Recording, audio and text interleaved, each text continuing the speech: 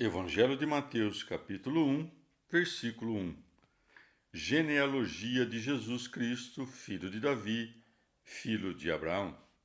Palavra da salvação. Comentário. Mateus 1, 1. Santo Agostinho. O que Deus concedeu àqueles que, pela unção do óleo, foram consagrados reis e sacerdotes, o Espírito Santo concedeu ao homem Cristo, acrescentando uma purificação, pois o Espírito Santo purificou o que da Virgem Maria se formara para ser corpo do Salvador. Esta é a unção do corpo do Salvador, por isso foi chamado Cristo. Todos os erros dos hereges acerca de Cristo podem ser reduzidos a três classes: os concernentes à sua divindade, à sua humanidade ou a ambas de uma só vez. Cerinto e Ebião disseram que Jesus Cristo era apenas um homem. Insistindo neste erro, Paulo de Samosata asseverou que Cristo não existiu sempre, mas que seu princípio data somente de seu nascimento de Maria, pois não crê que seja algo maior que um homem. Esta heresia foi renovada depois por Fotino. A perversidade de Nestório foi afirmar que o engendrado do seio da Virgem Maria foi apenas um homem, a quem o Verbo de Deus não assumiu em unidade de pessoa e união inseparável. Erro que ouvidos católicos de modo algum puderam suportar. Alguns fazem de Sabélio discípulo de Noeto, que dizia que Cristo era o mesmo e idêntico Pai e Espírito Santo. Os maniqueus disseram que nosso Senhor Jesus Cristo era um fantasma e que não poderia nascer de um útero de mulher. Mas, se o corpo de Cristo foi um fantasma, o Senhor então nos enganou. E se nos engana, não é a verdade, mas Cristo é a verdade. Então seu corpo não foi um fantasma. Fausto diz: é certo que o Evangelho começou a existir, a ser nomeado a partir da pregação de Cristo, que em nenhum lugar diz que nasceu dos homens. Mas a genealogia não é o Evangelho, pelo simples fato de que nem sequer seu escritor se atreveu a denominá-la como tal. O que então ele escreveu? Livro da genealogia de Jesus Cristo, filho de Davi. Não é livro do Evangelho de Jesus Cristo, mas livro de sua genealogia, prossegue Fausto. Vede como Marcos, que não teve o cuidado de escrever a genealogia, mas apenas a pregação do Filho de Deus, que é o Evangelho, iniciou de modo tão competente: Evangelho de Jesus Cristo, Filho de Deus, para que se veja que a genealogia não é o Evangelho. No mesmo Mateus 4,12, lê-se que, depois da prisão de João, começou Jesus Cristo a pregar seu Evangelho. Portanto, tudo o que se narra antes disso consiste na genealogia e não no Evangelho. Ative-me a João e Marcos, cujos princípios pareceram-me suficientes, porque não introduzem Davi, nem Maria, nem José. Agostinho refuta Fausto desse modo.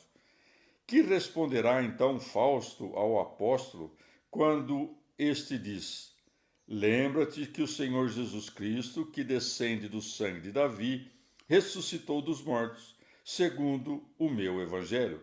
2 Timóteo 2,8?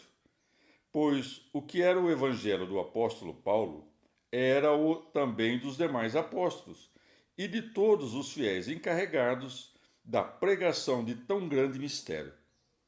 E assim o diz em outra parte: seja eu ou sejam eles, assim pregamos, e assim crestes. 1 Coríntios 15:11. Então, nem todos escreveram, mas todos o pregaram. Os arianos não querem admitir que o Pai, o Filho e o Espírito Santo sejam de uma só e mesma substância, natureza ou existência, mas dizem que o Filho é criatura do Pai e que o Espírito Santo é criatura da criatura, vale dizer, criado pelo mesmo Filho, e creem que Cristo tomou a carne sem alma. Mas João declara que o Filho não somente é Deus, mas da mesma natureza que o Pai, já que depois de haver dito e o Verbo era Deus, acrescenta: todas as coisas foram feitas por ele, e de onde fica claro que aquele por quem todas as coisas foram feitas não foi ele mesmo feito. E se não foi feito, não foi criado, e assim é da mesma natureza que o Pai, pois toda a natureza que não é de Deus é criatura. Não compreendo em que nos favoreceu a pessoa do mediador, não redimindo a melhor parte de nós, e assim, assumindo só a carne que, separada da alma, nem sequer pode sentir tal benefício. Pois se Cristo veio salvar o que havia perecido, como o homem todo é o que pereceu, o homem todo necessita do benefício do Salvador. Portanto, Cristo, com sua vinda, salvou-o na totalidade, assumindo o corpo e a alma. Que respondem, ademais, a tão claros argumentos da Escritura evangélica que o Senhor tantas vezes menciona contra eles? O de Mateus: a minha alma está numa tristeza mortal. Mateus 26, 38. O de João: eu tenho o poder de a dar e tenho o poder de a reassumir a vida. João 10, 18. E muitos outros semelhantes. E se disserem que Cristo falou em parábola, temos as razões dos evangelistas que, ao narrar os fatos, assim como atestam que teve corpo, dizem também que teve alma, pelas afecções que não podem existir senão na alma. Assim, em sua narrativa lemos: Jesus admirou-se, irritou-se, Mateus 8, Marcos 6, Lucas 7, e assim outros mais. Os apolinaristas, assim como os arianos, disseram que Cristo tinha assumido apenas a carne, sem alma. Vencidos neste ponto pelos testemunhos evangélicos, disseram que o princípio pensante, que é a alma racional do homem, estava ausente na alma de Cristo, desempenhando o Verbo o papel daquela. Se assim fosse, forçoso seria crer que o Verbo de Deus conformou um tipo de animal como figura de corpo humano. Em relação à carne mesma, os hereges mostram ter-se apartado da ortodoxia da fé, até o extremo de dizer que aquela carne e o Verbo são de uma só e mesma natureza, afirmando insistentemente que o Verbo se havia feito carne no sentido de que algo do Verbo se havia mudado e convertido em carne, mas não que esta carne se tivesse tomado da carne de Maria. Evangelho de Mateus, capítulo 1, versículo 2. Abraão gerou Isaque, Isaque gerou Jacó, Jacó gerou Judá e seus irmãos. Palavra da salvação. Comentário: Mateus 1, 2. Santo Agostinho. O evangelista Mateus mostra ter se proposto narrar a genealogia de Cristo segundo a carne e inicia por sua genealogia. Lucas, apresentando-lo mais como sacerdote para a expiação dos pecados, não relata sua genealogia desde o início de seu evangelho, mas sim desde o batismo de Cristo, onde João dá testemunho dele, dizendo: eis o que tira o pecado do mundo. João 1,29. Ademais, na genealogia de Mateus, se dá a conhecer que Cristo, nosso Senhor, tomou sobre si nossos pecados, mas na genealogia de Lucas, se dá a conhecer a abolição de nossos pecados por ele. É por isso que Mateus traça a genealogia descendo de Adão a Cristo, e Lucas ascendendo de Cristo a Adão. Mas, ao descrever em ordem descendente a genealogia humana de Cristo, Mateus inicia desde Abraão. Evangelho de Mateus, capítulo 1, versículos de 3 a 5. Judá gerou de Tamar, Farés e Zara.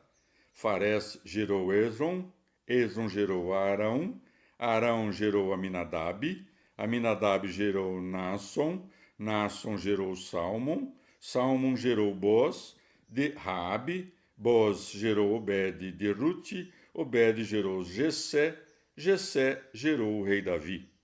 Palavra da salvação. Comentário Mateus 1, de 3 a 5. Santo Ambrósio. Lucas afastou estas mulheres para manifestar a série da estirpe sacerdotal como imaculada. Mas a decisão de Mateus não é sem razão e justiça, posto que, quando ele escreveu em seu evangelho que aquele que deveria tomar sobre si os pecados de todos nasceu na carne e estava submetido a injúrias e à paixão, não pensou que discrepasse de sua santidade e que ele não recusasse também a injúria de uma origem maculada.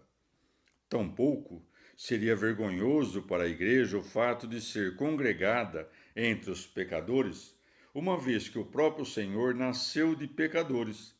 Por fim, para que os benefícios da redenção pudessem ter início com os seus próprios antepassados, e para que não se creia que a mancha da origem possa ser impedimento para a virtude, nem que algum insolente se gabe de sua nobreza. Vede, no entanto, que Mateus não nomeou inutilmente os dois irmãos, Farés e Zara, mesmo que a genealogia só exigisse a menção de Farés. Nessa menção de ambos há um mistério. Nos dois irmãos gêmeos está descrita a dupla vida dos povos, um segundo a lei, outra segundo a fé. Mas como Ruth, que era estrangeira, casou-se com um judeu? E por qual razão o evangelista julgou que deveria mencionar na genealogia de Cristo esta união que a lei designava como adúltera? Parece disforme que o Salvador proceda de uma genealogia ilegítima, a não ser que acudamos à sentença do apóstolo. A lei não foi feita para o justo, mas para os injustos. 1 Timóteo 1,9. Como entrou Ruth no povo de Deus, sendo estrangeira e moabita, principalmente quando a lei de Moisés proibia tais enlaces e excluía os moabitas do povo de Deus, senão porque a santidade e a pureza de suas obras a colocaram acima da lei mesma? Ela passou além da determinação da própria lei e mereceu ser computada entre os ascendentes do Senhor, por causa do parentesco escolhido do espírito, não do corpo. Ruth é um grande exemplo para nós, pois nela estamos prefigurados todos nós que entramos, recolhidos dentre os gentios, na igreja do Senhor. Evangelho de Mateus, capítulo 1, versículos de 6 a 8. Davi gerou Salomão daquela que foi mulher de Urias. Salomão gerou Roboão. Roboão gerou Abias. Abias gerou Asa. Asa gerou Josafá. Palavra da salvação. Comentário. Mateus 1, de 6 a 8. Santo Ambrósio. Mas a excelência do santo Davi sobre todos será em ter se reconhecido homem e em haver procurado lavar com lágrimas de penitência o pecado de haver roubado a mulher de Urias. Com isso mostra que ninguém deve confiar na própria virtude, porque todos temos um grande inimigo, invencível para nós, sem a ajuda e o favor de Deus. Encontrarás muitas vezes em personagens ilustres graves pecados, como prova e ensinamento de que, como homens, se renderam à tentação, para que nunca se julgassem por suas qualidades eminentes mais do que homens. Evangelho de Mateus, capítulo 1, versículo de 8 a 11. Josafá gerou Jorão. Jorão gerou Uzias. Uzias gerou Joatão. Joatão gerou Acás. Acás gerou Ezequias. Ezequias gerou Manassés. Manassés gerou Amon. Amon gerou Josias. Josias gerou Joaquim. E Joaquim gerou Jecomias e seus irmãos, na época da deportação para Babilônia. Palavra da salvação. Comentário: Mateus 1, de 8 a 11. São Jerônimo. No segundo livro dos Reis, lê-se que Jorão gerou Uzias. Tendo este morrido, Josabé, filha do rei Jorão, irmã de Uzias, tomou Joás, filho de seu irmão, e o livrou da carnificina praticada por Atalia. A Joás sucedeu no reinado seu filho Amazias, depois do qual reinou o filho deste, Azarias, que é chamado Osias, a quem sucedeu seu filho Joatão. Vês, portanto, segundo a fidelidade histórica, que houve 3 reis intermediários, os quais foram omitidos pelo evangelista. Jorão também não gerou Uzias, mas Ocosias e os demais enumerados. Mas como o propósito do evangelista era pôr em distintos períodos a 3 séries de 14 cada uma, e Jorão se havia misturado com a família da muito ímpia Jezebel, sua memória desaparece até a 3ª geração, ou seja, até Osias, para que não fosse colocada na santa genealogia. Ou, de outro modo, deve-se saber-se que o primeiro Jecomias é o mesmo Joaquim, e o segundo é o filho, não o pai, e que o nome do primeiro se escreve com K e M, e o segundo com CH e N, escrito que, por erro dos copistas e pela distância temporal, confundiu depois os escritores gregos e latinos. Evangelho de Mateus, capítulo 1, versículos de 12 a 15. E, depois da deportação para a Babilônia, Jecomias gerou Salatiel. Salatiel gerou Zorobabel. Zorobabel gerou Abiúde. Abiúde gerou Eliacim. Eliacim gerou Azor. Azor gerou Sadoc. Sadoc gerou Aquim. Aquim gerou Eliúde. Eliúde gerou Eleazar. Eleazar gerou Matã. Matã gerou Jacó. Palavra da salvação. Comentário: Mateus 1, de 12 a 15. Rabano Mauro. Mas vejamos a significação em sentido moral destes ascendentes do Senhor. Depois de Jecomias, preparação do Senhor, segue Salatiel, Deus minha petição. Porque o que está preparado não busca nada senão Deus. Mas novamente ele se faz Zorobabel, vale dizer, professor da Babilônia, isto é, dos homens terrenos, aos que faz conhecer que nosso Pai é Deus. É o que significa Abiúde. E então aquele povo reergue-se dos vícios, de onde seguem-se Eliaquim, que se traduz por ressurreição.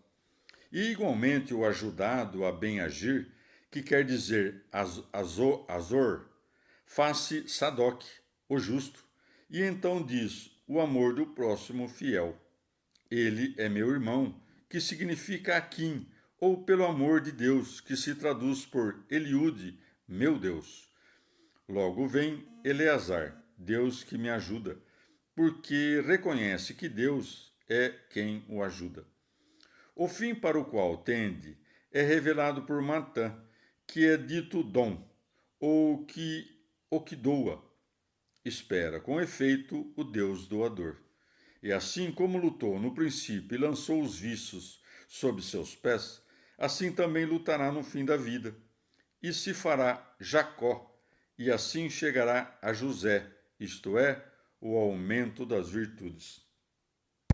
Evangelho de Mateus, capítulo 1, versículo 16. E Jacó gerou José, o esposo de Maria, da qual nasceu Jesus, chamado Cristo. Palavra da salvação. Comentário Mateus 1, 16. Santo Agostinho. Ele é mais convenientemente chamado de filho por aquele que o adotou do que se fosse chamado de gerado por aquele de cuja carne não saiu. Assim, quando Mateus disse, ao iniciar a genealogia, e Abraão gerou Isaque, e ao terminá-la em José, Jacó gerou José, mostrou claramente que está falando de seu pai segundo a ordem na natureza, porque em José não foi adotado, mas gerado.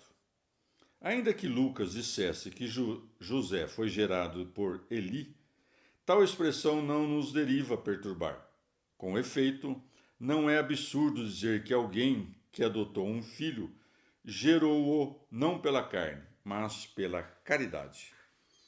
Com razão, Lucas, expondo a genealogia de Cristo, não desde o início do Evangelho, mas desde seu batismo, e apresentando-o de preferência como sacerdote para a expiação de nossos pecados, se encarregou de narrar sua origem pela adoção legal, porque pela adoção somos feitos filhos de Deus, crendo no Filho de Deus.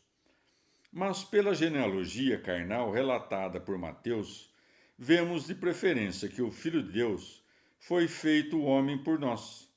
Lucas nos mostra suficientemente a razão pela qual chama José de filho de Eli, pois José foi adotado por Eli, quando chama Adão de filho de Deus pela graça, a mesma que ele perdeu depois pecando, quando Deus o estabeleceu no paraíso tal como um filho.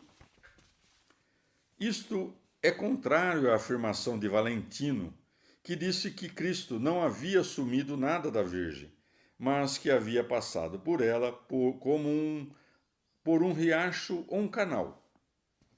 Porque quis Deus tomar a carne no ventre de uma mulher é algo conhecido por seus desígnios secretos, talvez para dignificar desse modo os dois sexos, assumindo a forma de um varão e nascendo de uma mulher, ou por outra causa que eu não diria de modo temerário.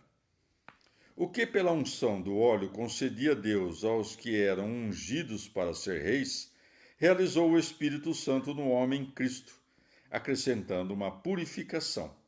Por isso, quando nasceu, foi chamado Cristo. Não estaria de acordo com o direito divino que José julgasse dever separar-se de Maria, porque ela não deu à luz Jesus Cristo por meio da cópula carnal, mas permanecendo sempre virgem. Com efeito, que esse exemplo se apresente magnificamente aos fiéis casados, isto é, que ainda que por consenso mútuo guardem continência, a união conjugal pode permanecer, não pela mistura corporal dos sexos, mas pela cuidadosa guarda do afeto no coração, principalmente porque a José e Maria pôde nascer um filho sem relação carnal alguma. Todos os bens do matrimônio se cumprem nos pais de Cristo: a fé, a prole e o sacramento. A prole é o próprio Senhor. A fé, porque não houve adultério. O sacramento, porque não houve separação. A genealogia teve que ser continuada até José, para que naquele singular matrimônio não fosse feita injúria ao sexo masculino, em todos os casos preeminente, sem prejudicar por isso a verdade, visto que tanto José como Maria eram da linhagem de Davi. Cremos, portanto, que também Maria foi da linhagem de Davi, porque cremos nas Escrituras, que dizem ambas as coisas. Que Cristo é da linhagem de Davi, segundo a carne, o Romanos 1,3, assim como Maria, que foi sua mãe, não por coabitação com um varão, mas permanecendo sempre virgem. Mateus 1,18, Lucas 1,34 a 35. Mas não foi uma pessoa o Filho de Deus e outro o Filho do homem, mas uma mesma pessoa. Cristo, Filho a um só tempo de Deus e do homem.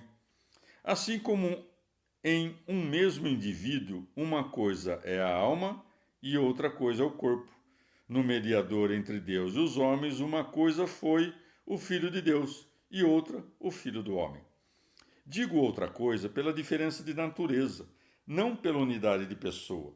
Mas, objeta o herege, não sei como ensinais que nasceu no tempo, e mesmo que dizeis coeterno ao Pai, posto que o nascer é como um certo movimento de um ser que não existe antes de nascer e para o qual o nascer traz o ato de existir, de onde se infere que o que já existia não pôde nascer e que, se pôde nascer, não existia antes.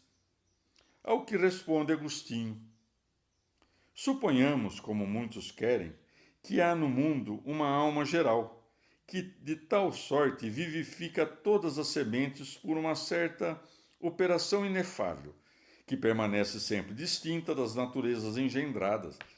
Indubitavelmente, essa alma, quando chegou ao útero, para formar a matéria passiva segundo as funções que deverá poder depois exercer, faz com que haja consigo uma mesma pessoa naquele ser que sabemos que não tem a mesma natureza dela, de onde se faz, pela ação da alma na matéria passiva, um só homem, a partir de duas naturezas, sendo a alma e a carne distintas. E assim, confessamos que a alma nasceu do útero, esta mesma alma que, vindo ao útero, dizemos que conferiu vida ao concebido.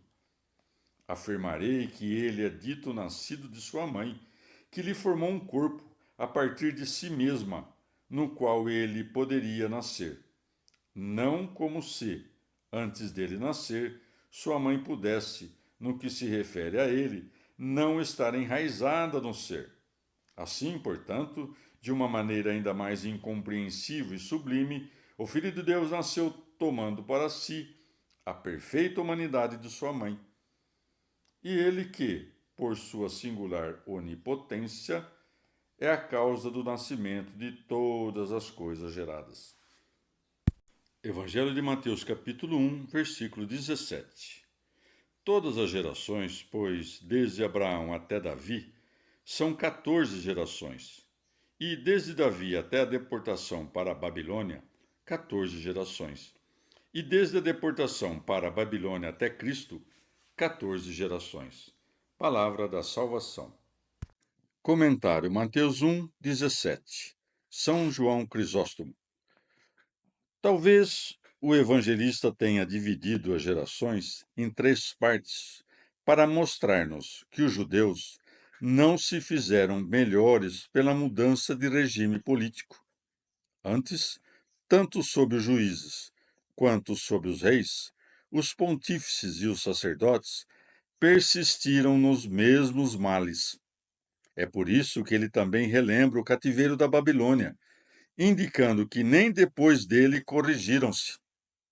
Ele não menciona o desterro no Egito, porque os judeus não temiam os egípcios como os babilônios ou os assírios, porque aquele era antigo, este recente, e também porque eles não foram levados ao Egito como castigo por seus pecados, diferentemente do desterro na Babilônia.